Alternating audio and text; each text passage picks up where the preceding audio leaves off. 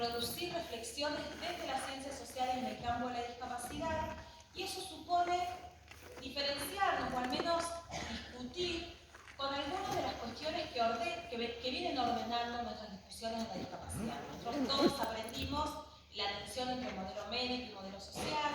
Eso supone una relación y un punto culmine en la Convención de Derechos de las Personas con Discapacidad que se aprueba en el 2006, que viene a decir los grados en que el contexto incide en la producción de la discapacidad. Pero nos parecía desde hace algún tiempo, junto con varias compañeras, que la configuración que establece la Convención parecía que venía a explicar de una manera muy prístina todo lo que, los modos en que el contexto incidía en las trayectorias de estos sujetos. Pero quienes venimos de las ciencias sociales sabemos que un instrumento jurídico no es una teoría, o al menos es un instrumento jurídico que tensiona algunas de las reflexiones teóricas. No es lo mismo lo que nosotros pensamos sobre el concepto de cómo inciden los modos de estructuración social a cómo lo piensan otras perspectivas. Y eso supone revisar, cuando decimos que el contexto produce la discapacidad, o al menos produce las barreras, es revisar qué estamos entendiendo como contexto. ¿Estamos pensando una idea de contexto como telón de fondo? ¿O estamos pensando la idea de contexto como un espacio conflictivo, en disputas, que tiene relaciones de poder? ¿En qué lugar colocamos las relaciones entre la producción de desigualdades y las relaciones de diferencia? ¿En qué lugar, cómo nos llevamos con el concepto de diversidad? Hay una producción discursiva, sobre todo, que viene de los compañeros españoles, de la idea de diversidad funcional, como modo superador de hablar de personas con discapacidad. En América Latina venimos hablando de diversidad de la mano de las marcas profundas de los procesos de colonización. Cuando hablamos de diversidad, estamos pensando en otras cosas. ¿Qué nos tributa el concepto de diversidad? Y ahí, Scliar, que seguramente lo han leído, Carlos apoyándose y dialogando con la producción derridiana, él dice: la diversidad nos permite, la diversidad no puede correrse de la relación etnocéntrica. Siempre el diverso es diverso en relación a mí, que soy el completo, el normal, el parámetro. Y él dice, Derrida nos dice, la diferencia está en el origen. No hay un modo de superación dialéctica. En realidad está en el origen y lo que hacemos es habitar esas diferencias. Estos conceptos han sido retomados por los estudios de género, pero para pensar la discapacidad nos cambia el plano de mirada y decimos, ellos no son los diversos funcionales. En realidad establecemos relaciones de diferencia y nos permitimos discutir si ese consenso ligado a la idea de normalidad es el único modo de existencia vivible, deseable. Pensar en términos de diferencia nos abre al menos a tensionar algunas de las ideas que tenemos. Y traer la idea de discapacidad como concepto al que vamos a disputar, el que vamos a decir que homogeneiza un montón de experiencias y de trayectorias que no son iguales, que no podemos, que en el conjunto de la discapacidad va a aparecer aquel que tiene alguna discapacidad intelectual, visceral, todas las que querramos. Pero vamos a poner en el mismo grupo al niño que hace estimulación temprana con el viejo que tuvo una CB y tiene deterioro funcional. Así todo, la disputa teórica que nos posibilita y la inclusión en la discapacidad como concepto también es una bandera que viene siendo tomada por muchos compañeros y organizaciones. Porque creo que ayer decía Walter, nosotros sabemos que hay singularidades múltiples y en la intervención para el trabajo social siempre digo, hay una idea del uno a uno, del mirar, de mirar a los ojos a este otro y nombrarlo por su propio nombre. Pero también sabemos que cuando las características que los aunan se constituyen como en su politicidad, nos permite también tomar otras batallas. Entonces decimos, la discapacidad es un concepto que homogeneiza un montón de experiencias, que está ligado a la idea de la normalidad, con la que vamos a discutir, a la que vamos a decir de todo, pero sabemos que en términos políticos produce una idea de inclusión de la mano de los instrumentos legales internacionales. Pero nosotros no nos rendimos, no le rendimos una pleitesía y decimos, no pienso más teoría y la convención me explica todo. No, compañeros, nosotros hacemos ciencias sociales, nosotros hacemos trabajo social, nosotros le ponemos el cuerpo a esas tensiones, esas brechas, porque lo que también nos puede pasar con la convención es que se liberalizan el acceso a los derechos. Yo no quiero que algunos privilegiados metan amparos a las obras sociales y consigan eso que los más jodidos no lo consiguen. Eso también es la convención.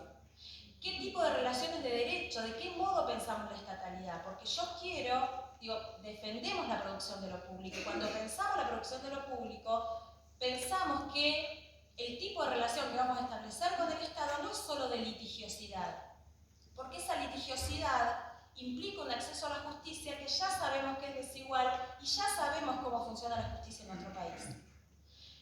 Por ello, creemos que el concepto de discapacidad sigue siendo potente para pensar estas trayectorias vitales, pero que en sí mismo no nos explica todo. Porque tenemos que hacer el cruce generacional, tenemos que hacer el cruce de clase, tenemos que pensar cómo se produce en este contexto histórico la matriz de desigualdades. Algo nos decía Margarita en el video, ¿no? Esta idea de pensar esas dimensiones de la desigualdad. Porque pensar en términos de matriz de desigualdades, dialogando con Reigadas y otros autores, también es pensar la dimensión simbólica de esas desigualdades y eso supone mirar las relaciones de poder. Pensar las desigualdades en discapacidad es traer algo con lo que desde la intervención tenemos mucho para decir, pero que en general hay poco escrito. Y lo que hay es, nosotros estamos convencidos que hay una disputa ideológica y simbólica, pero eso se materializa en brechas de acceso, se materializa en vidas truncadas, se materializa en vidas que son pensadas como desechos. Si nosotros no somos capaces desde el trabajo social de reponer la discusión de la desigualdad, terminamos entrampados en el discurso de la convención, a la que celebramos, a la que ponemos en juego, pero que no nos explica todo. Porque si no también nos volvemos a colocar en un lugar de sumisión con el discurso jurídico. Porque de la convención saben más nosotros. Nosotros hacemos, podemos, no sé ustedes, al menos me pasa a mí, yo no soy una experta, una leguleya, como me decía mi abuela cuando la peleaba, ¿no? Puedo decir algo de la convención, pero hay algo de la jurisprudencia que no es y no es lo que me interesa, porque para nosotros es un instrumento. Y también pensar, nosotros hace varios años trabajamos con la idea de campo burdiana, porque nosotros decimos que en los estudios críticos en discapacidad, no sé si críticos porque todos queremos ser los críticos, pero al menos en los aportes de las ciencias sociales en discapacidad tuvimos varios momentos. A fines de los 90 y los 2000 todos fuimos burdianos y nos explicó la perspectiva burdiana, la perspectiva relacional, nos dio herramientas para pensar esta tensión entre agente y estructura. Nos permitió pensar la idea de campo, como estas posiciones en disputa, identificar cuál era el capital.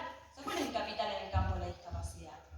Tiene que ver con la definición, porque cuando se construyen restricciones de qué es lo acreditable en el certificado, es la expresión de esa disputa. ¿Quién entra y quién no en esta categoría? Porque sabemos que entrar en la categoría para los sectores más desfavorecidos supone el acceso a un derecho, que de otra manera no llega. Nosotros durante muchos años decíamos, el certificado único de discapacidad no es más que una marca del Estado, una identidad atribuida que era lacerante y etiquetaba. Hasta que tuvimos en la mano los datos del acceso al certificado. Los que acceden al certificado en nuestro país no llega al 30% de las personas con discapacidad.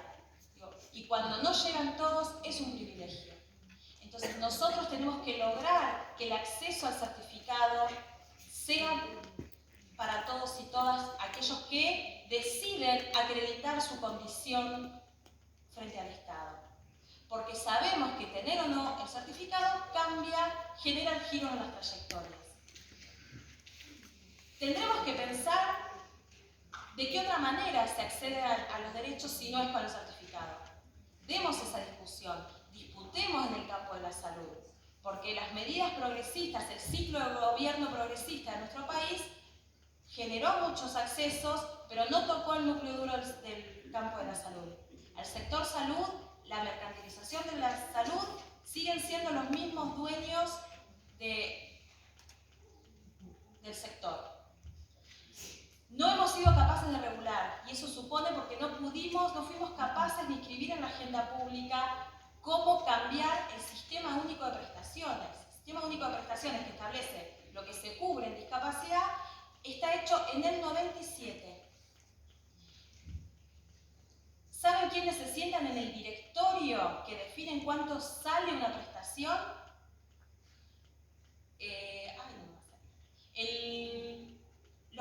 La Iglesia Católica, de la mano de los cotolengos que tienen todo el país, la Federación de Entidades Privadas, FENDIMA y EPESA, todas las federaciones, que son los dueños de la mayoría de las instituciones en el área metropolitana.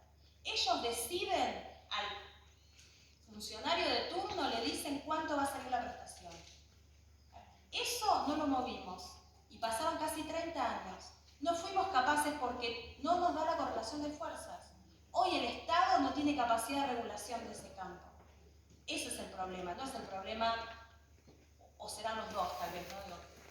Estoy siendo muy taxativa, pero no sé si el problema es la marca que genera el otorgamiento del certificado. La marca más fuerte es la de la desigualdad, o al menos por ahora. Decíamos, en esta recuperación de la discusión teórica, desde qué concepción de sociedad tenemos para pensar la discapacidad, somos herederos de los estudios críticos en discapacidad anglosajones que desde el marxismo estaban pensando la idea de cómo se produce la desigualdad y cómo se produce la exclusión de las personas con discapacidad. Seguramente han leído a Oliver, a Bartok, y repetimos, ¿no?, esta idea de que la discapacidad es una forma de opresión. Dentro de los estudios críticos, pensemos que, eso no sé si lo saben, Oliver era docente, sociólogo, persona con discapacidad, docente en una carrera de trabajo social en Inglaterra, y el primer libro que escribe es un manual que escribe para la carrera de trabajo social. Él formaba trabajadores sociales. Los estudios críticos en discapacidad, al menos esa línea, pusieron mucho el acento en las discusiones ligadas a la clase. Fundamentalmente ligados a los modos de producción de la riqueza. Y en los 90, dentro de esa línea, Jane Morrison, que tiene un libro hermoso que ahora se accede digital, que se llama Encuentro con Desconocidas, que es una compilación, lo que le dice, compañeros, no se lo dice así, ¿no? Le dice, compañeros, todo bien con la clase, pero y está bueno que quienes produzcan saberes sean las mismas personas con discapacidad, pero no están identificando algo, que los que están diciendo algo son todos varones. ¿Qué dicen las mujeres con discapacidad? ¿Cómo viven las mujeres con discapacidad? Y en ese libro maravilloso, lo que ellas ponen en evidencia es que necesitamos reponer la dimensión de género en la discapacidad. Y ahí hay varios capítulos, hay capítulos muchos que son conmovedores porque nos vemos ahí, los trabajadores sociales. Cuando dicen que una mamá con discapacidad está en discusión si puede maternar, quien define si puede maternar o no somos nosotros como categoría profesional. Entonces dicen, no, los niños no pueden. Ahí aparece un caso de una mamá con limitaciones físicas y que sus hijos, sus niños pequeños, la ayudan a vestirse para que ella no pueda llegar a la escuela. Entonces ahí el Estado dice, no, los niños no tienen que cuidar a su madre. ¿La están cuidando? ¿O es parte del reconocimiento de nuestra interdependencia? Pero estaba claro en ese vínculo quién estaba maternando a quién. Pero nosotros construimos normalizadamente un único modo de vincularnos. Pensar las experiencias vitales de las personas con discapacidad es volver sobre la pregunta de cómo habitamos las diferencias. De qué manera construimos y seguimos pensando la idea de la normalidad. De qué manera pensamos la construcción del contrato social. Hay un texto hermoso de Marta Nussbaum que ella retoma a los contractualistas y dice, lo dice cuando lo leemos no nos gusta porque dice los discapacitados, ¿no? Digo, pero más allá de eso, dice algo bien potente, dice, ¿quiénes se sentaban a la mesa cuando pensamos el contrato social? ¿Cómo configuramos la idea de qué manera nos organizamos y de qué manera nos protegemos y a quiénes? Ella dice, aquellos que son etiquetados como discapacitados no estuvieron pensados como partes activas de ese contrato social. Quienes venimos discutiendo cuestiones ligadas a la vejez decimos necesitamos repensar nuestro pacto intergeneracional, pero también tenemos que pensar de qué manera construimos la idea de quiénes son los hábiles, los capaces para sentarse en esa mesa a pensar el contrato social. De qué forma definimos los modos de acceso al espacio físico, los procesos de inclusión educativa, las formas de producción del lazo. De qué manera estamos pensando que hay sujetos que tienen vidas que merecen ser vividas. ¿Cuántas veces hemos escuchado quienes trabajamos con personas adultas, uy, le pasó tal cosa, pero para quedar así?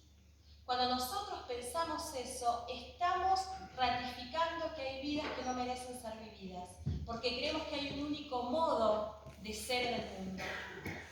Y la verdad es que lo que nos identifica son esas multiplicidades, singularidades, y la batalla tendrá que ver con cómo pensamos las formas de ocupar el espacio físico, las formas de ocupar el espacio público, las formas de producción de los modos de cuidarnos. Hay algo en relación, nosotros venimos diciendo, dentro de los estudios críticos y en esta disputa de, bueno, los estudios críticos anglosajones están mirando, tienen su origen, estaban discutiendo con Margaret Thatcher la génesis del neoliberalismo. Nosotros ahora en América Latina tuvimos otros procesos y sin dudas algo de esa gubernamentalidad neoliberal que se hace cuerpo, que se hace subjetividad, que nos hace valorar determinados modos de estar en el espacio, necesitamos pensarlos desde la particularidad de nuestro continente. Y desde ahí pensar de qué manera se construyen las formas de resistencia a esa gubernamentalidad. Y también,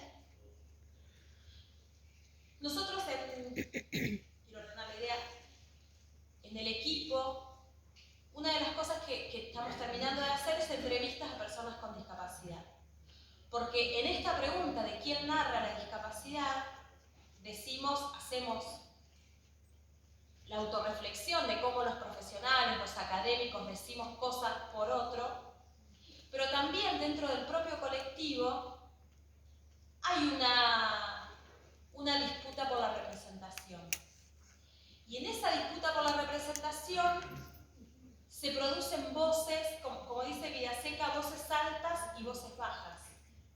Voces que toman la palabra en nombre de otros y voces que no las escuchamos. Y en eso que no las escuchamos, nos interesó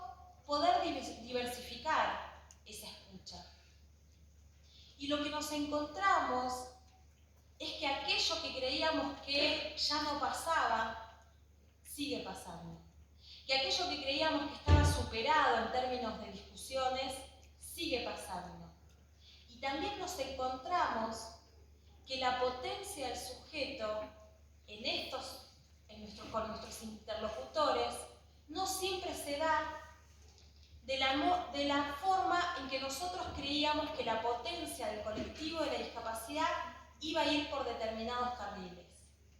La potencia del sujeto está siempre y las personas con discapacidad eligen qué batallas librar, ¿no? Como venimos diciendo estos días. No todas las personas con discapacidad quieren participar de espacios que los convoque desde su condición, desde su experiencia, porque es una dimensión entre otras de su existencia.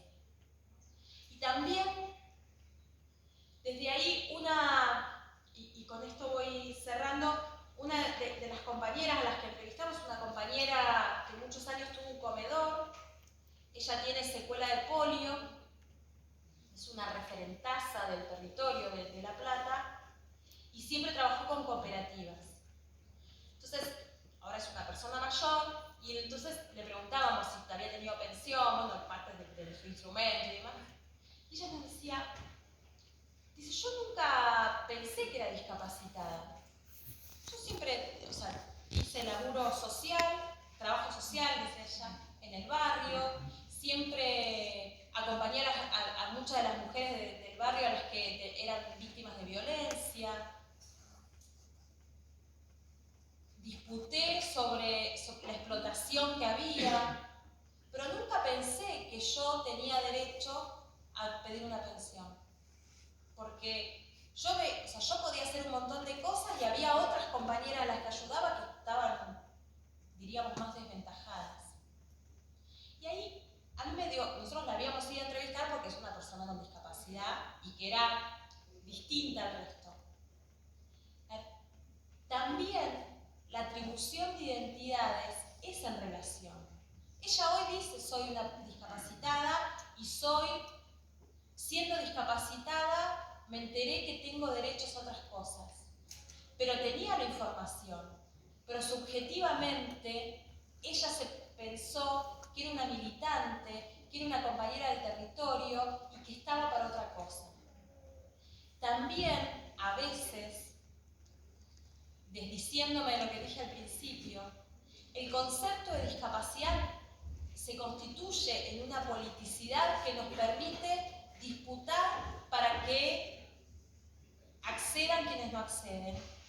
Pero no nos tiene que engañar que ese concepto explique la vida de todos los sujetos que están dentro de ese conjunto teórico al que llamamos discapacidad. Permitirnos producir una pregunta sobre cómo decide narrarse el otro, cómo se quiere presentar, al menos en este momento en el que estoy hablando con el otro. Tal vez cambie, porque todos cambiamos. Y termino con Josep Esquirol, que es un filósofo de Barcelona. Él dice, tiene un libro muy bello que se llama Resistencia íntima, y él dice, nuestra condición originaria es la precariedad. Y él dice, no hay nada antes de la sutura. La precariedad es originaria, somos juntura precaria. Asumir que somos juntura precaria, asumir nuestra propia interdependencia, también nos permite corrernos de esta idea de pensar que quienes dependen, quienes requieren sistemas de apoyo, solo son las personas con discapacidad. Somos precarios, pero fundamentalmente tenemos la potencia para permitirnos producir juntos.